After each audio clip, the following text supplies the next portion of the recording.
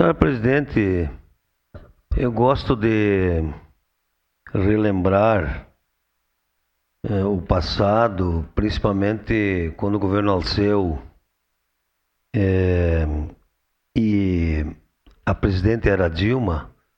Nós, lá no Campos da Serra, a gente recebia aquelas famílias, entregava a chave. Eu participava porque era diretor do orçamento comunitário. Ficou uma rua no meio dos prédios, precisa asfaltar. D'Ambrosio, vamos asfaltar. Mas eu quero dizer que o Campos da Serra não teve o planejamento que deveria ter, na minha concepção. E que hoje nós podemos dizer que mudou o projeto Minha Casa Minha Vida. Hoje é diferente. Lá no Campos da Serra, os serviços de convivência, UBS, ginásio, tinham que ter vindo juntos. Eu acho que faltou muito planejamento. Eu percebo que nós precisamos melhorar muito, inclusive com a vinda das novas casas, mais estrutura para aquela região. Ali no Rota Nova, vereador Renato Oliveira, quando nós fizemos muitas visitas na Pedro de Davi, uma rua de 20 metros, que o município asfaltou com a Codeca.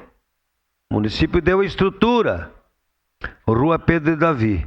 E que lá no Rota Nova, nós temos lá então mais de 400 famílias que estão vivendo bem ali.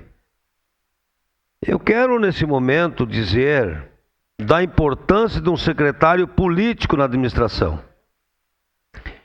A importância de um secretário político na administração Adiló, que foi o nosso colega Wagner Petrini, que não mediu esforços para ir a Porto Alegre, para ir a Brasília, fazer tantas viagens e buscar recursos para a nossa habitação.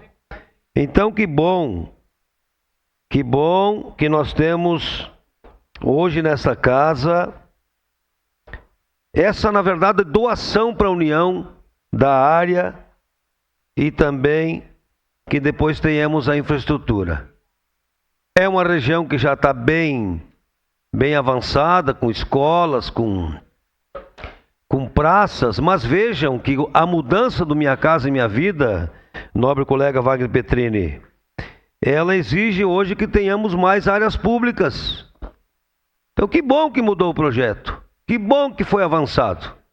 E que bom que nós temos também a deputada Denise, que sempre fez as agendas e que sempre recebeu lá em Brasília o secretário Wagner Petrini, nosso colega do PSB. Então, nobre presidente Felipe Germenmaier, eu tenho saudades daquelas festas entregando as chaves.